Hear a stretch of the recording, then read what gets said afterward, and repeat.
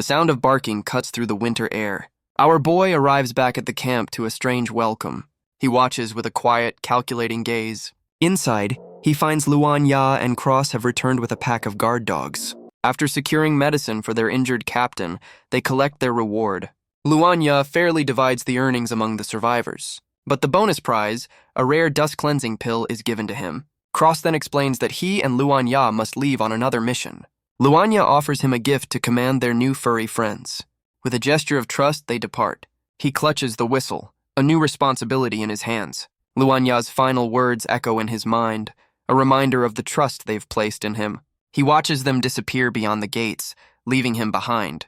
Now he is the one in charge of their new pack. A quiet resolve forms in his eyes. He has his own mission to undertake.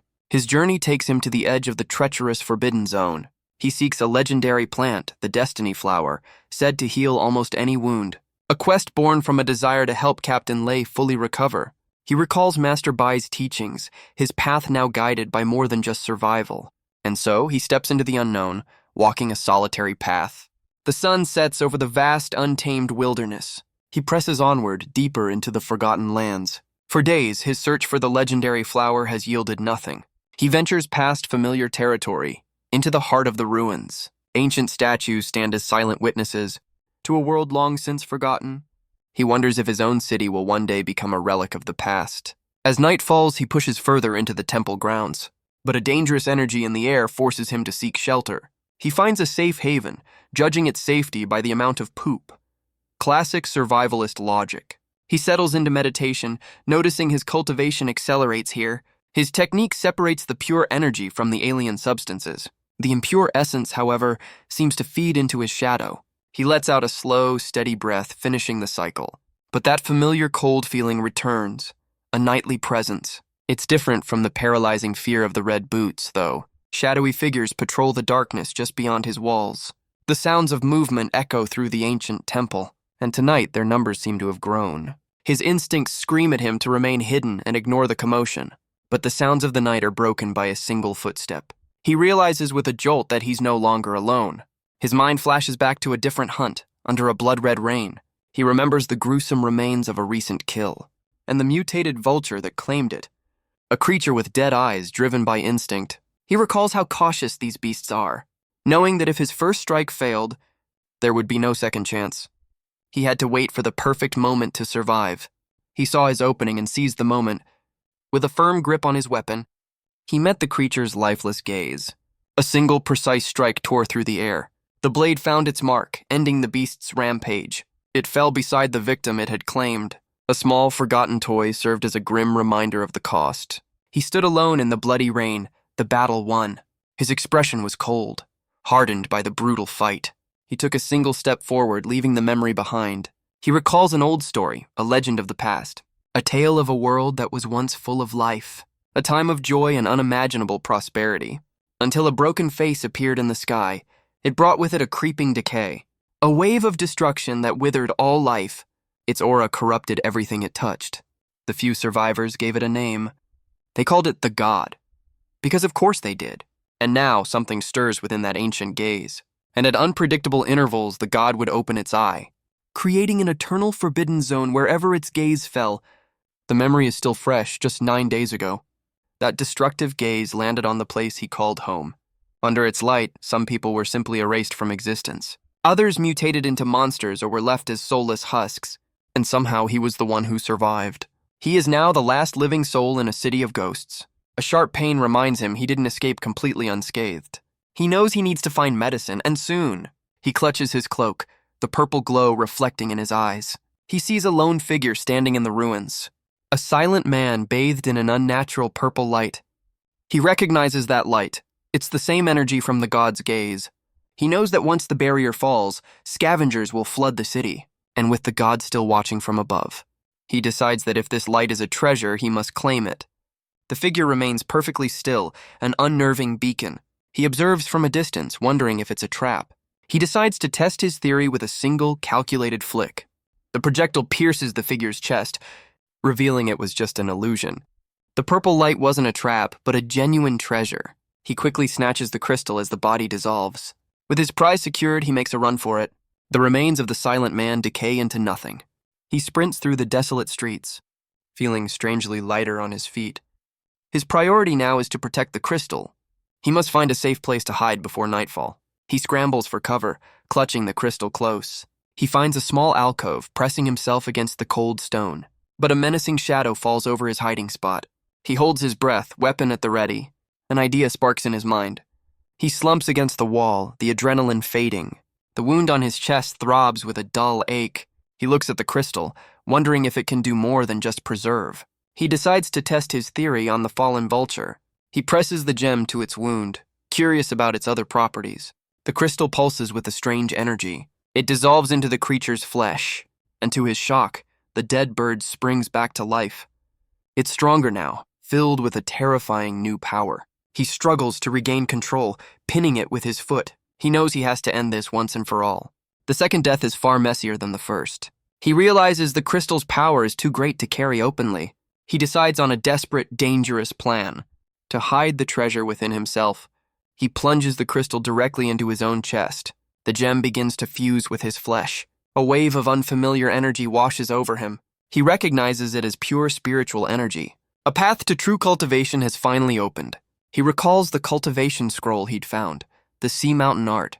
The crystal's power purges the impurities from his body. His own power surges, amplified beyond measure. He channels this newfound strength into a single punch.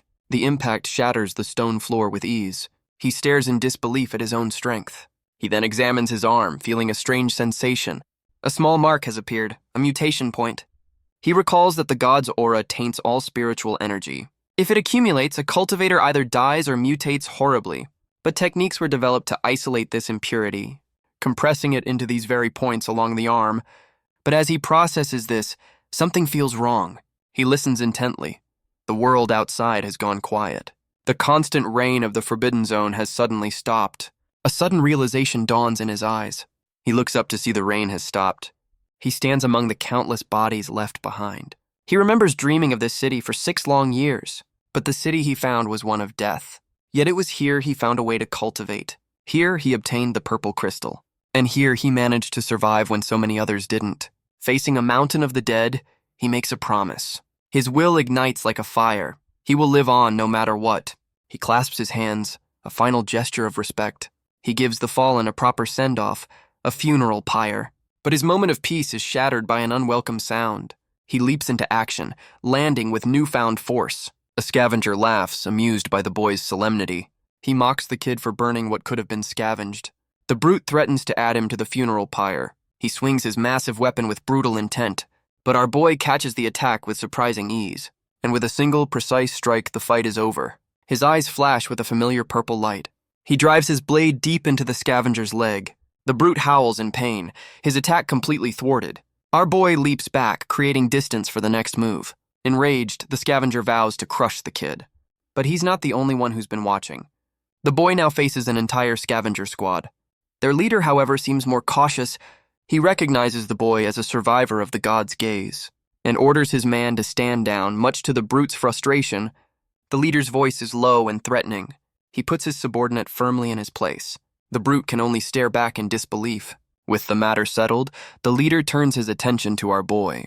He offers him a proposition, an invitation to join him. The boy considers the offer, noting the man's specific wording. He was already planning to leave this dead city, but something about this group gives him pause. He weighs his options, his gaze sharp and unreadable. He makes his choice and follows the scavenger leader. Their journey takes them out of the dead city.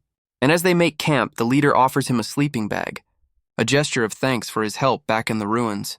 The others set up wards to repel the dangers of the night. Another scavenger assures him the brute won't cause any trouble. He's told to rest, a rare moment of peace in this harsh world. But as darkness falls, the wilderness comes alive, and not everything out here is friendly. Inside the camp, the injured brute sleeps soundly, unaware, but a silent blade finds its mark in the dead of night. A hand smothers the brute's final panicked breath. Our boy knows he can never rest easy, not while those who threaten him still draw breath. He pulls his blade free, a promise kept to himself. Outside, the camp remains undisturbed and silent. Now he must erase all evidence of his work. He produces a small venomous creature from a pouch. He knows that once its fangs sink in, Its venom will dissolve the body, leaving nothing behind. The venom works quickly, leaving only a shadow behind. He watches the process with an unnervingly calm expression. He's already disposed of the man's gear, making it seem as if the brute simply vanished. With the deed done, he settles in for the night. The next morning, he wakes to a new day. But another scavenger wakes up with a confused look. He realizes the brute's tent is completely gone. The leader rushes over, demanding to know what happened, but he quickly dismisses it, suggesting the man simply deserted them. The boy remains silent, his expression unreadable. But the leader takes a deliberate step closer. He looms over the boy, a silent challenge in his eyes. He asks if the kid still plans on joining them. Our boy meets his gaze without a hint of fear. And so, their journey continues toward a new destination. But their path is suddenly blocked by a massive beast. The boy meets its attack with a single, powerful punch. He grabs hold of the creature's scaly hide and throws it over his shoulder with shocking strength. The beast's eye reflects his silhouette, the last thing it will ever see. He reflects on his cultivation. The mutation points are growing darker and more painful.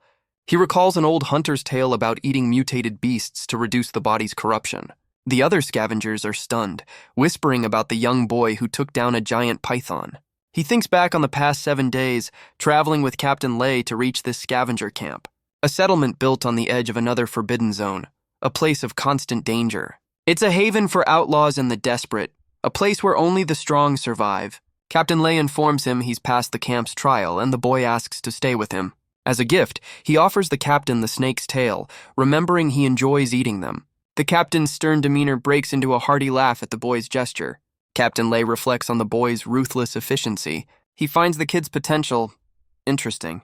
Back at the camp, the day settles into a quiet rhythm. Captain Lei shows him to his new room, a place to call his own. It's a humble space, but for the first time in a while, it feels safe. As the afternoon wears on, he wastes no time immediately beginning his cultivation. The purple crystal's energy floods his system. With a surge of power, he breaks through to the next level, and just in time for dinner, perfect. He peeks into the dining area, his eyes wide with disbelief. Before him is a feast fit for a king. Captain Lei tells him to stop staring and sit down. The boy hesitates, unaccustomed to such kindness. He notices an extra place setting, asking if they're expecting someone. The captain's gaze drifts to the empty chair, explaining it's for someone who will never return. A quiet moment hangs in the air of their humble shelter. But hunger quickly wins out, and he devours the food like a wild animal. The captain gently reminds him that chopsticks exist for a reason. The boy freezes, mouth full, as the captain offers him more food. He quickly snatches the chopsticks, a gesture he's not used to. Through his eyes, the captain's stern face softens with kindness. The boy's ravenous hunger brings a hearty laugh from the old man. Captain Lei remarks that the python will feed them for half a month, but our boy explains this feast is a payment, not a gift. A token of gratitude for the captain's kindness and his silence. The captain listens, a warm, knowing smile on his face. Then, setting his chopsticks down, the mood shifts to business. He formally welcomes the boy to his squad, Thunderstrike. With his mouth full, our boy simply agrees. The sight of his ravenous eating nearly makes the captain choke. He tells the boy to finish the rest, announcing a trip to the Forbidden Zone. The boy's expression hardens at the mention of the dangerous territory. He knows he'll need to strengthen himself first. And so the days pass in quiet preparation. He focuses on his training, honing his newfound power. He can feel his strength increasing, but a voice calls him from his room. Captain Lei steps inside, summoning him to the yard. The captain reveals he knows the boy has been scouting the camp. Captain Lei tells him to wait as they're expecting company. Just then, the rest of the Thunder Squad returns from their mission. Our boy feels an intimidating presence from the newcomers. 2 more members arrive, a masked man and a silver-haired woman. The woman immediately notices the new face at their table. He watches them warily, taking in every detail. The masked man's gaze is sharp and calculating. The squad immediately starts teasing their captain about his secret son. But our boy isn't listening. He's sensing their power. He realizes with a jolt that all 3 of them are incredibly strong. His attention is drawn to the masked man with the bow, but Captain Lei breaks the tension, offering him a bowl of food. The captain then introduces the squad: Guzi, Luanya, and Cross. And then there's our boy, a mere level 2 in comparison. With introductions over, the captain announces a new mission. The team with the largest harvest will receive 3 dust-clearing pills. The mention of the pills sparks a fire in the boy's eyes. He becomes determined to get his hands on one, but Cross raises an objection with a smirk. He points out the kid's low level, saying he'll just be a burden. He argues that bringing the kid along could slow them down. The others watch, amused, as our boy continues to eat, unfazed. But Captain Lei leaves the final decision up to him.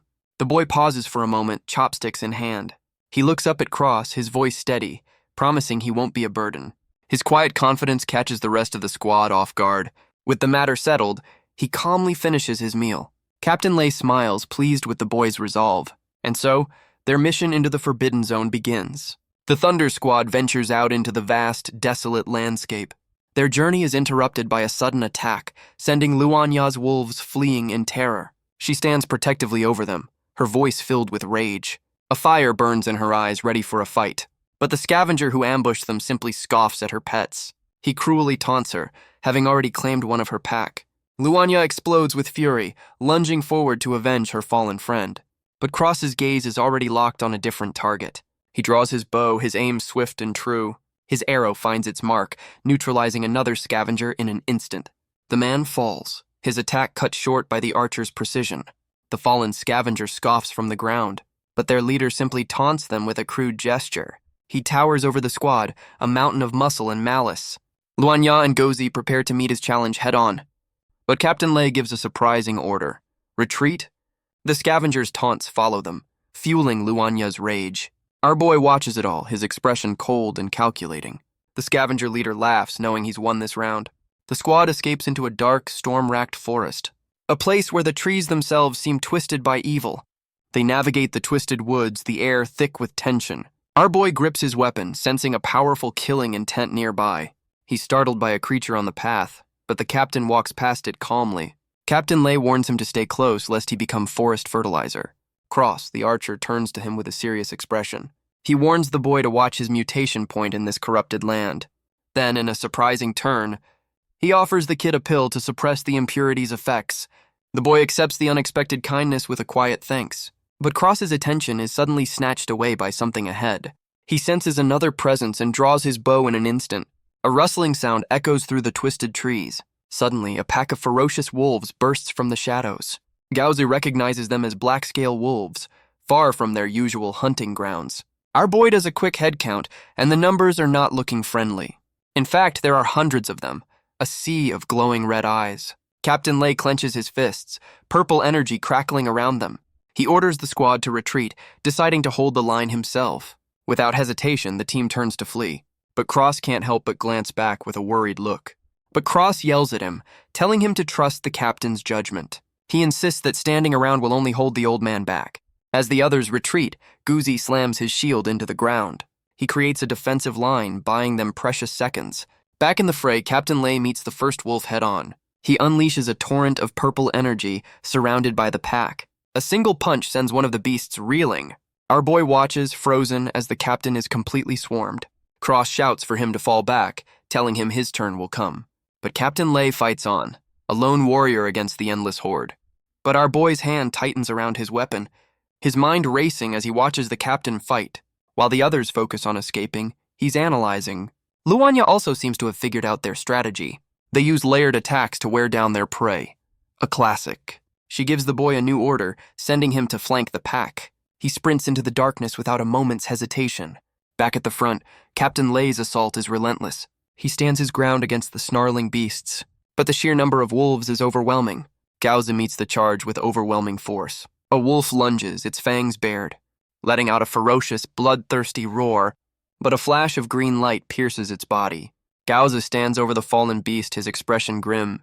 Our boy watches from a distance, analyzing their every move. He understands their strategy, fighting in cycles to rest and avoid mutation. Captain Lei darts through the trees, drawing the next wave. The boy is stunned by their perfect coordination and trust. He finally understands the true power of Captain Lei's squad. The black-scale wolves press their attack, a tide of fury. But as Cross falls back, he sees the boy isn't retreating. He yells out a warning, his voice sharp with alarm. But the kid has already made his move. Cross can only watch in stunned disbelief. He meets the beast's charge, promising he can handle it. The archer is left speechless by the boy's audacity. With a powerful thrust of his weapon, he lands a perfect lethal blow. The massive wolf falls, the first of many to come. He cuts through the pack with a single, fluid motion. His blade finds another target and another. The red eyes of the pack reflect in his weapon. He stands his ground, bloodied but unbroken.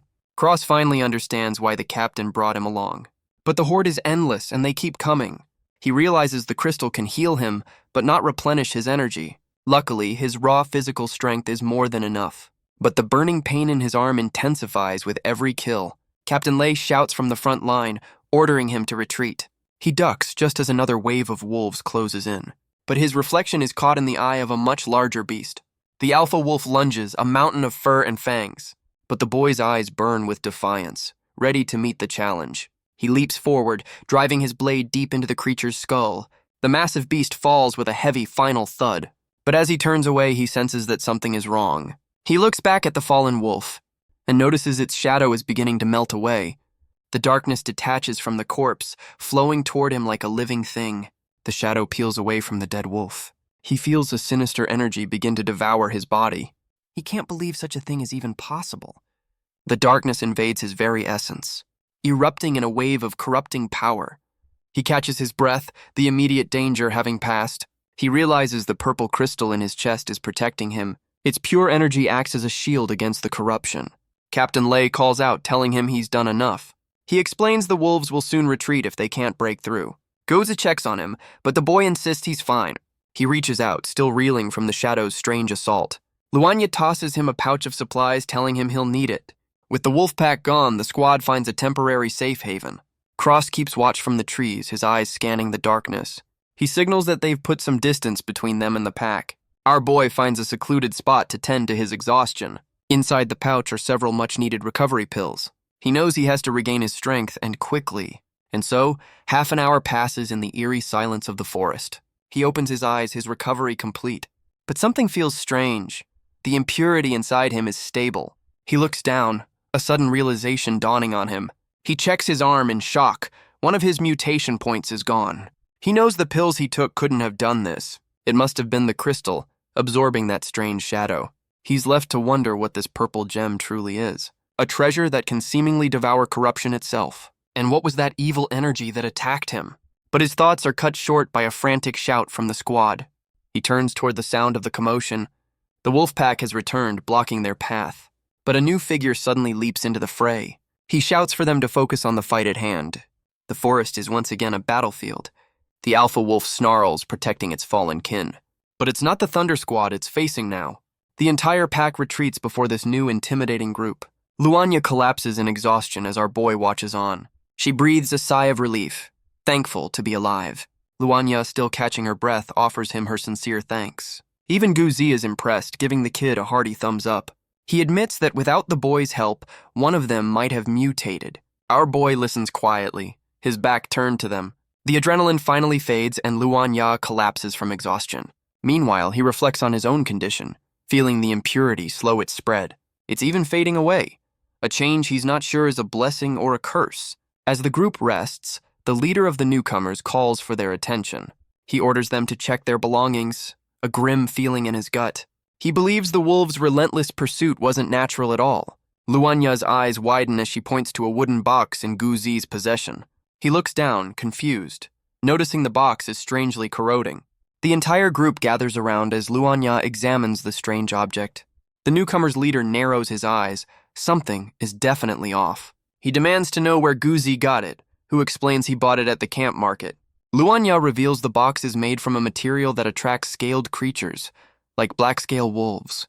The realization hits them all at once. The box was the bait, and Gauzi was the unwitting delivery boy. The leader concludes that Guzi was tricked, and they all know who's behind it. He places a comforting hand on the brute's shoulder, a silent promise of solidarity. Cross spits out the name of their rivals, the Blood Shadow Squad. Luanya points out that this was a careful setup. The leader of the other squad considers their options. He asks if they should press on or retreat while they still can, but Cross argues they're too close to the objective to turn back now. Their losses already weigh heavily on the team. He insists that returning empty-handed is not an option. Captain Lei takes a deep, steadying breath. He makes his decision. They will push forward and finish the mission. They'll split up afterward, taking different routes back to camp. They press deeper into the twisted ancient forest. They soon find what they're looking for, glowing blue leaves. He recognizes it as the 7-leaf grass they've been seeking. He feels a surge of energy, a sign of an impending breakthrough. A strange butterfly lands nearby, its wings a familiar purple. He closes his eyes, focusing his internal energy. He's already mastered the third layer of the sea mountain art. But something is different this time. He can feel a change happening within him. As his shadow seems to have devoured the impurities inside him, he stands alone, contemplating this strange new power. Captain Lei approaches, handing him his share of the spoils. He explains it's a rare item for emergencies, a double-edged sword. The boy offers a quiet thanks for the captain's trust. The other squad leader wishes him well, promising to meet back at camp. And just like that, he's alone again in the twisted forest. He decides to investigate the changes in his body later. For now, he sticks to the trees, avoiding the horrors below. But his hiding spot isn't as safe as he thought. The very branch beneath him gives way, sending him plummeting. He lands silently on a rocky outcrop, surveying the chaos below. His eyes narrow, quickly assessing the situation. It's just as he feared. Captain Lei has walked right into an ambush. The Blood Shadow Squad has them pinned down, their numbers overwhelming. He identifies the key players, including a powerful level 5 spellcaster. But our boy already has a plan forming in his mind. He leaps from his perch, a silent predator joining the fray. His blade moves like lightning, taking down one of the grunts instantly. He weaves through their attacks, a phantom on the battlefield. His focus is absolute, his purpose unwavering. Another enemy falls to his blade with brutal efficiency. The spellcaster admits he underestimated Captain Lei's crew, but Captain Lei shouts for him to escape the ambush. Our boy, however, has no intention of retreating. The enemy leader acknowledges his skill, but marks him for death.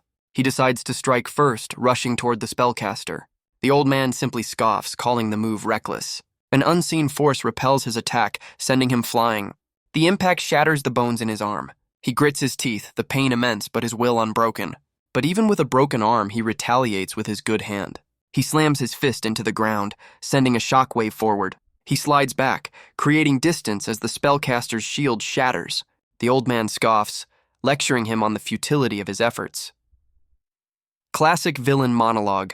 Our boy clutches his injured arm, the pain a harsh reality. The leader orders his subordinate to end this little distraction. The man conjures 3 orbs of corrupted green fire. He unleashes the spell with a flick of his finger. Our boy sprints, desperately trying to outrun the attack. But the spellcaster taunts him, knowing the fireballs will find their mark. But with his good hand, he grabs hold of the spellcaster's ankle. He uses the man's own momentum to throw him forward, right into the path of his own attack. A brilliant self-own. But the boy is still too close, realizing he can't outrun the blast. The spellcaster's grin is pure evil, certain of his victory. And for a horrifying second, it seems he's right as the boy is engulfed. The corrupted energy erupts in a massive, violent explosion. The old man scoffs, believing Captain Lei's new recruit is finished. But a voice cuts through the smoke as our boy pushes himself up. He stands tall, completely unscathed by the devastating attack. He doesn't just survive, he retaliates. A volley of black projectiles finds their mark in the spellcaster. He lands gracefully, his counterattack a complete success. The enemy leader scoffs, annoyed by the boy's sheer resilience. Another brute steps forward, eager to finish the job himself. The battle rages on, a contest of endurance. But our boy pushes through the corrupted energy, meeting every attack with relentless force. The brute is stunned, realizing the kid's stamina is inhuman. He gathers all his remaining strength for a single, decisive strike. The brute coughs up blood, pushing his body past its limits. He summons a final, desperate surge of corrupted power, unleashing it all in a single, devastating wave. But our boy sees the opening he's been waiting for. He grabs his weapon, ready for the counter. He braces for the impact, using his blade as a shield. The corrupted energy explodes against his makeshift defense. He's thrown to the ground, the attack's remnants sizzling around him. The brute lunges forward, ready to deliver the final blow. But our boy meets the attack with a surprising burst of his own power. The brute is stunned. The kid still has the strength to fight back. But our boy lands a brutal, decisive blow. The brute stumbles back, the tide of the battle turning. He reveals the items he'd saved for a final push. The brute clutches his chest as a horrifying mutation begins. But his leader simply tells him he's on his own now. Our boy's gaze hardens, ready for the real fight. The brute's body swells into a grotesque, pulsating mass, before exploding in a shower of corrupted energy. And in the bloody aftermath, a lone figure stands in the distance. Our boy turns his back on the bloody aftermath. He looks up at the last remaining enemy, his intent clear. Only the leader and one subordinate are left standing. But instead of attacking, our boy simply walks away. The subordinate seizes the moment, attacking his own leader, using the opening to flee into the twisted woods. The leader tells the boy to let him go, dismissing him as a non-threat. But our boy insists on finishing the job, knowing a loose end is a future problem. Just then, the leader suddenly coughs up blood. Our boy rushes to his side, confused by the man's sudden collapse. The leader looks up at the sky, a strange sense of familiarity washing over him. The world is bathed in an unnatural crimson light. A strange red mist begins to creep through the twisted trees. They watch as the fleeing subordinate suddenly collapses in the distance. The leader notes the mist is accompanied by an eerie singing. A deep chill sets in, one our boy can't fight off despite his strength. His eyes widen as he pieces together the danger. He realizes the traitor isn't moving, seemingly frozen in place. The man shivers uncontrollably, trapped by the encroaching cold. A strange energy erupts from him as the mist claims its victim. His life force is violently torn from his body, leaving behind a twisted, empty shell. The traitor's body falls lifelessly to the ground. He's not the only one. The mist has claimed every scavenger in its path. Their bodies dissolve into nothing but dust and shadows. Our boy can only watch, paralyzed by the horrifying display. And then, a pair of footsteps cuts through the eerie silence. The red boots stop, their presence a familiar, chilling omen. His eyes widen, reflecting the very source of his deepest fears. He and the leader are now trapped, facing this new, terrifying entity. The red boots take a single, deliberate step forward, but the scavenger leader's reaction is not one of terror, but of shock. He whispers a name, a flicker of recognition in his eyes. He pulls our boy back, shielding him from the strange presence. Then, to the boy's utter confusion, the leader kneels. He looks up at the boots with a desperate, pleading expression. He clasps his hands together in a gesture of reverence. Tears well up in the old warrior's eyes. He breaks down completely, sobbing before the strange entity. A powerful scavenger leader, brought to his knees by a pair of empty boots. Well, this just got weird. The red boots lift into the air, a silent, dismissive gesture. A haunting melody fills the air as the boots drift away.